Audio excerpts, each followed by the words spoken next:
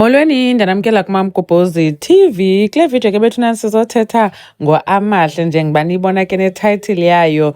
Nawo Amahle ke siyamazi, sambona elotyolwa kwizingane zesithembu nguMpumelelo Mseleku okanye eyocelwa ke nguMpumelelo Mseleku. Sabona ke evela ke phaa kwizingane zesithembu. And then ke unayo u-social media apho simbona ke eba active on Instagram but ke uyathanda uba active kakhulu ku-TikTok. So kule video ke ebe live ku-TikTok ethetha ke ngento awakhe wayenza.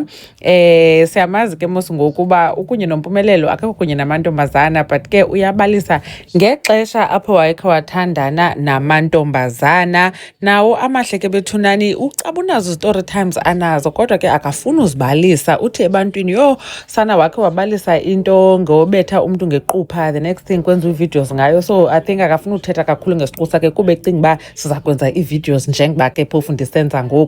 Noma ngizothi ngangisafosa noma noma ngizothi ngangisafosa noma ngangibanjwe isiteji noma kwenzakalani, kodwa nje ngaye ngaba ku-relationship nentombazane engenza great ba ngiyona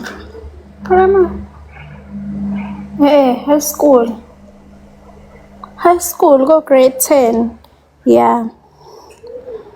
Angazi noma ukuthi ngangenzani. Ndithe ndova le nto ke bethunani ndacinga ndathi yo, how interesting it will be uba uAmahle anoba kwi-relationship noAbo kwizingane zesithembu. Sithi xa sibukele kanti uAmahle mhlawumbi abe nento yokwenza noAbo since ke esithi wakhe wathandana namantombazana. But anyways ya mandingabi nengqondo ezimdaka ndiye ndacinga loo nto leyo. Khanikhe nitsho ke nina bethunani nicinga ntoni ngayo le video. Into eyenzeka le xa sikhula cause ndiyakhumbula sasiba nayo into kuthiwe uba yikhidi kabani ube nomama esikolweni nibhalelana ileta akuthengele ne-chocolate. So nicinga mhlawumbi noba yinto engolo hlobo okanye mhlawumbi ke ikhona ubu-LGBTQI.